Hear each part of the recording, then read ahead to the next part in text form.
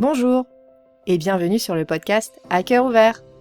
Je suis Amandine Young, coach en développement personnel et fondatrice d'Un chemin vers soi. Au travers de mes différents accompagnements et ateliers, je souhaite vous guider vers un bien-être émotionnel et relationnel durable pour vous permettre de vivre enfin une vie alignée avec qui vous êtes.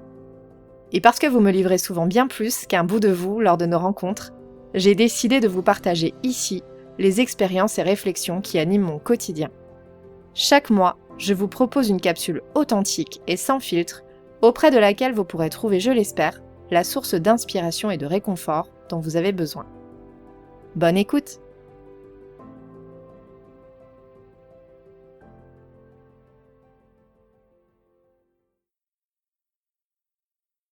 Épisode 1.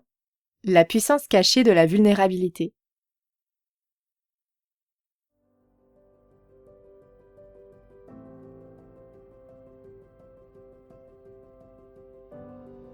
On la fuit, on la cache, on fait tout pour ne pas l'affronter.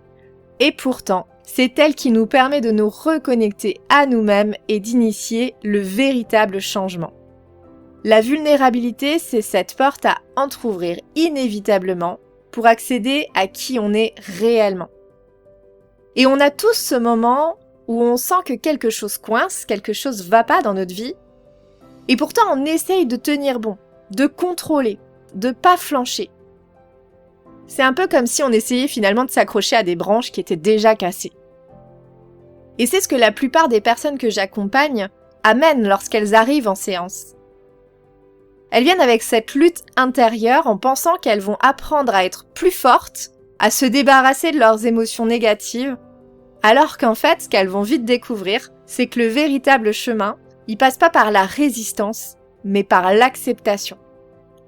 Carl Jung le disait très bien, ce à quoi tu résistes persiste. Et je suis convaincue que quand on est en lutte contre une partie de nous-mêmes, que ce soit nos émotions, nos blessures, on ne fait finalement que renforcer cette emprise qu'elles ont sur nous. Et c'est souvent à ce moment-là qu'on se sent tellement perdu, qu'on a l'impression de tourner tellement en rond, qu'on finit par chercher de l'aide extérieure.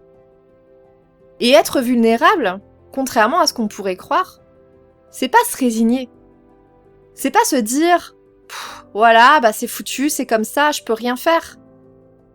C'est pas parce qu'on accepte que le problème existe qu'il doit être permanent. Au contraire, accepter sa vulnérabilité, c'est un premier acte de responsabilisation. C'est se dire « ok, voilà, j'en suis là, je pose les cartes, je les regarde une bonne fois pour toutes. C'est pourri, ça me plaît pas, mais j'en ai conscience. Et puisque j'ai conscience de ce qui est en train de se passer, je peux me poser la question de qu'est-ce que j'ai envie d'en faire et qu'est-ce que je peux en faire finalement. Parce qu'une fois qu'on arrête de lutter contre une fausse réalité, une réalité qu'on se crée en pensant que finalement le problème n'est pas si important, en se disant que c'est pas si grave, voire même qu'il n'existe pas, on peut orienter notre énergie vers une possibilité de changement, vers des actions qui vont nous permettre de transformer la situation. Mais des actions qui sont entre nos mains. Je peux pas changer le passé, mais je peux changer la manière dont je le perçois. Je peux pas changer les autres, mais je peux décider, moi, de poser ma limite. Je peux pas effacer ce que je ressens, mais je peux apprendre à comprendre mes émotions et à les accueillir d'une manière différente. Et c'est là que commence cette vraie transformation que les gens viennent chercher quand ils viennent en séance, par exemple. Lorsqu'on ose se dire la vérité, à nous-mêmes, c'est là qu'on reprend du pouvoir sur notre propre vie. On se voit plus comme une victime des événements, mais comme un acteur capable de réorienter son chemin, de prendre une nouvelle direction. Et si on se sent pas capable de faire ça, c'est totalement normal. Parce que depuis l'enfance, on a été conditionné pour être fort et pour pas montrer nos faiblesses.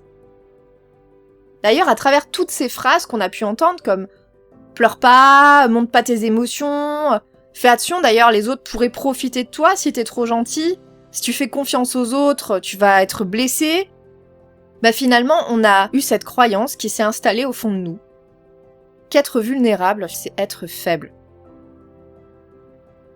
Et on s'accroche à ces croyances, parce qu'on a peur de souffrir. Et pourtant, si on regarde de plus près, c'est des croyances qui vont nous enfermer dans une posture de contrôle permanent qui va être souffrante.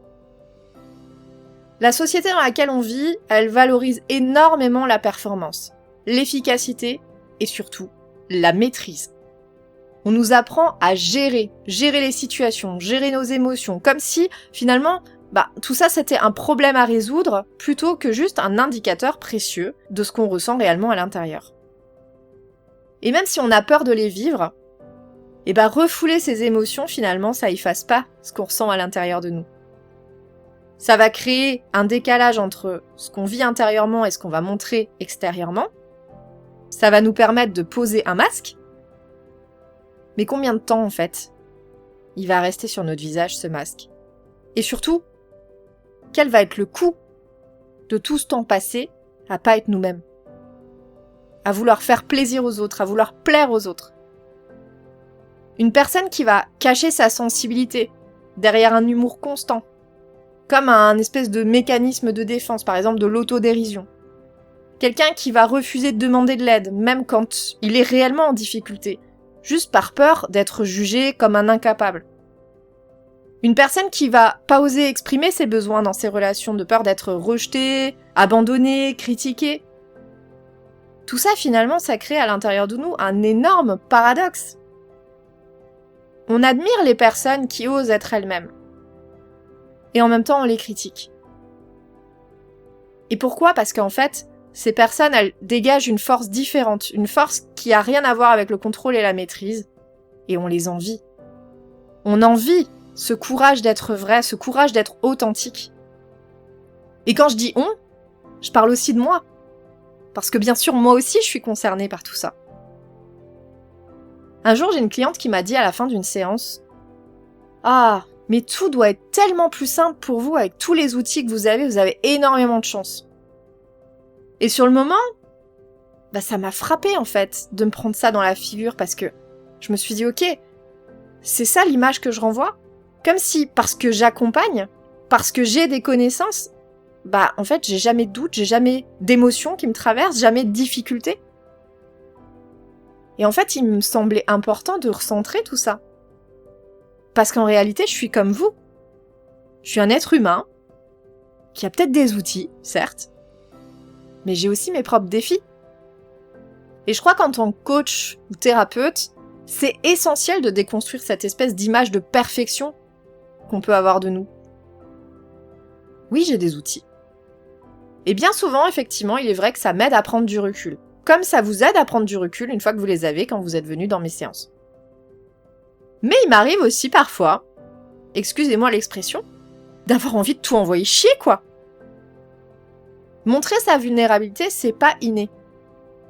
Pendant longtemps, j'ai cru que si je laissais entrevoir mes failles, que ce soit dans mon environnement professionnel comme personnel, on pourrait en profiter pour m'écraser, pour me juger, voire même m'enlever finalement ma crédibilité. Et peut-être que parfois c'est vrai, il y a des gens qui font ça. Mais si moi je m'accepte pleinement, qu'est-ce que ça change finalement dans le regard de l'autre ? Dans la façon finalement dont j'accueille ce regard envers moi, vis-à-vis de moi. Et là ça parle de mon propre regard sur moi. Alors finalement, moi je trouve que la vulnérabilité c'est une forme de courage. C'est être capable, justement, d'accueillir ses imperfections, ses doutes, ses émotions, et de pouvoir en faire quelque chose. Ça permet de créer du lien, de la connexion qui est authentique avec les autres, sans mensonge. Et ouais, c'est clairement un véritable travail. Ça demande une prise de conscience énorme. Et il y aura des jours où on va y arriver, et d'autres où parfois, la peur de décevoir, d'être jugé, elle va prendre le dessus parce que ça dépend de la situation, ça dépend de l'enjeu. Et c'est totalement ok de vivre ça, de cette manière-là. L'important pour moi, je pense, c'est d'être conscient des choses et de pouvoir apprendre au fur et à mesure du temps à ajuster nos réactions. à ajuster la façon dont on perçoit les choses et ce qu'on en fait ensuite. Pour moi, l'acceptation, elle joue un rôle majeur dans le processus finalement qui va permettre au changement d'arriver. Et ça passe par la vulnérabilité d'accepter les choses, d'accepter que tout n'est pas en maîtrise et que tout n'est pas parfait. Et souvent, ce mot, l'acceptation, il vient faire grincer des dents. Parce que quand on est confronté à des situations qui nous échappent, la première réaction qu'on va avoir vis-à-vis de ces situations, c'est de lutter et d'espérer finalement que les choses changent de l'extérieur. Mais plus on va se maintenir dans ce schéma-là, plus on va s'enfoncer finalement dans des émotions qui vont être désagréables, voire douloureuses. Pour vous donner un exemple, quand j'étais enceinte l'année dernière, j'avais 1000 projets en tête. Je m'étais imaginé, vous savez, cette image de la grossesse épanouie, où du coup, on fait du yoga, on médite, on se connecte à son bébé, on prépare la chambre. J'avais un plan presque parfait de la façon dont ma grossesse devait se dérouler. Et en fait, la réalité, elle m'a rattrapée et ça a été totalement différent. Dès le début, j'ai eu énormément de nausées, j'étais très fatiguée. Et finalement, toute cette contrariété, ça a créé à l'intérieur de moi un certain stress qui m'a lancé des contractions et j'ai dû finalement arrêter de travailler plus tôt que prévu. Pour moi, cette situation, elle a été extrêmement inconfortable parce que j'ai dû accepter que mon corps, il allait pas vivre cette grossesse comme moi je l'avais prévu. Et puis, il y a toutes ces phrases toutes faites que j'ai pu répéter moi aussi à certaines personnes précédemment qui tournaient dans ma tête et je me suis dit, mais en fait, il y a bien quelqu'un qui va me la sortir. Vous savez, ce truc de la grossesse, c'est pas une maladie. Alors non, c'est pas une maladie. Mais en même temps, je pense que c'est clairement le moment dans la vie d'une femme qui vient faire que physiquement, émotionnellement, mentalement, on est le plus vulnérable. Et on n'ose pas le dire.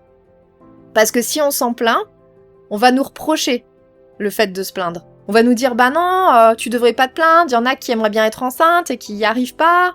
On va nous dire, quoi, tu l'as voulu cet enfant, non? Ouais, c'est bon, c'est qu'un mal de bide, ça passera, t'as qu'à prendre un space-fond. Je pense qu'on a tous entendu, quelle que soit la situation dans notre vie, des phrases comme ça qui font qu'on n'ose pas, en fait, montrer que la situation, elle est difficile pour nous. Et là où ça a également été difficile pour moi, ça a été le fait que ça touche à une de mes valeurs profondes, c'est-à-dire la valeur travail et toute la conscience professionnelle que j'avais autour de mon entreprise. Parce que du coup, de me retrouver diminuée physiquement et mentalement, parce que j'étais clairement fatiguée, ça m'a obligée à annuler des séances. Et donc de montrer cette vulnérabilité directement à mes clients. Avec cette peur que ça soit pas compris. Avec cette peur du jugement. Et avec cette culpabilité aussi. Ce sentiment de pas être à la hauteur, de pas être la thérapeute qui va pouvoir aller au bout de son accompagnement, qui va pas pouvoir respecter sa promesse. Avec un petit peu peut-être aussi ce syndrome du sauveur où on se dit mais je vais abandonner mes clients. Ça a été une vraie lutte contre moi-même parce que j'ai essayé, j'ai continué de travailler et finalement j'ai continué à m'épuiser jusqu'au jour où je me suis dit voilà Amandine, faut se résigner, tu peux pas tout gérer. T'es qu'un être humain. Lâche prise. Et là, ça m'a demandé un certain travail sur moi pour accepter que c'était pas abandonner. C'était simplement de prendre une décision et de choisir moi, sans laisser la vie choisir, sans partir dans une grosse fatigue, sans partir dans des symptômes qui auraient pu être plus graves, de choisir moi où placer mon énergie, de manière consciente. Et donc de reconnaître que oui, il y a des choses qui étaient hors de ma portée, hors de mon contrôle, et d'ajuster finalement ma réponse pour avancer malgré tout, mais dans une direction peut-être à laquelle j'avais pas pensé tout de suite. Et cette direction, elle m'a permis aussi de me retrouver moi, face à moi-même, face à ma vulnérabilité la plus profonde, et aussi peut-être de reconsidérer certaines choses dans ma vie, certaines priorités, et d'apprendre finalement à fonctionner peut-être différemment. Et cette situation, elle se recalque sur énormément de domaines de notre vie. Je pourrais vous citer énormément d'exemples de personnes que j'ai accompagnées qui se sont retrouvées bloquées dans des situations de leur quotidien avec cette sensation d'étouffer, de pas être à sa place. Et en général, ces personnes, quand on prend le temps de mettre à plat les choses, de visualiser telle qu'elle est la réalité dans laquelle ils vivent, sans les petites fanfreluches qui permettent de la maquiller, de l'atténuer, etc., les trucs qu'on rajoute dans notre quotidien pour surtout pas voir à quel point c'est pourri, bah là, les gens, en général, ils esquivent. Ils esquivent parce qu'ils ont peur de voir ce qu'ils vont voir. Parce qu'ils savent, au fond, ce que c'est la vraie réalité. Et dans l'accompagnement, on va regarder ensemble, main dans la main, les choses telles qu'elles sont. Et même si c'est inconfortable, c'est aussi super libérateur. Parce qu'elles vont prendre conscience finalement que tout ce qu'elles ont fui depuis parfois des années, tout ce qu'elles ont bien voulu foutre sous le tapis en attendant que ça passe, bah finalement tout ça, ça a créé le symptôme pour lequel elles sont là aujourd'hui. Ça a créé l'état émotionnel, l'inconfort qui est tellement présent qu'au bout d'un moment, ça nous pousse à aller chercher de l'aide. Et elles vont prendre conscience que le fait de fuir ces choses-là, ça les a emprisonnées dans quelque chose d'encore plus inconfortable. Et donc si on regarde les choses en face tout de suite, ça nous permet d'agir dessus et de pas les laisser traîner, et surtout de pas leur permettre d'évoluer. Alors aujourd'hui, cette question, je vous invite vous aussi à vous la poser. Si je regarde honnêtement ma réalité d'aujourd'hui, qu'est-ce que je vois ? Et je vous demande pas de juger, pas de culpabiliser, juste de constater. Et ensuite, demandez-vous, ok, maintenant que je vois les choses clairement, de cette manière-là, qu'est-ce que je peux faire à mon échelle pour avancer ? Rappelez-vous que la vulnérabilité, c'est pas une faiblesse, c'est un super pouvoir. Et que vous mettre face à elle, ça vous permettra de poser les premières pierres de votre transformation. Et quand je parle de transformation, c'est pas juste un petit changement dans votre quotidien, c'est une transformation profonde. Parce que ça va vous permettre, au long cours, de réellement devenir la personne que vous avez envie d'être. Celle que peut-être vous êtes déjà au fond de vous. Celle que vous rêvez d'être. Celle qui vous anime déjà de l'intérieur, mais que vous osez pas être. Et c'est exactement de ce défi-là qu'on parlera dans le prochain épisode, c'est comment accepter pleinement qui on est, en dehors de toutes les attentes et toutes les pressions qu'il peut y avoir à l'extérieur de nous.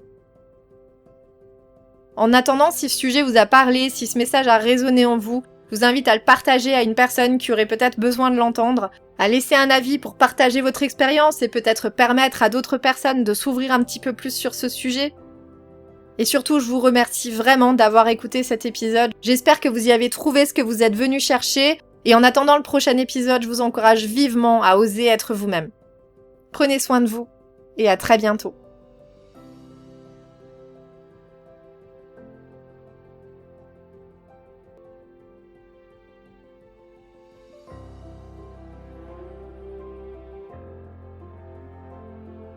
Merci d'avoir écouté mon podcast à cœur ouvert.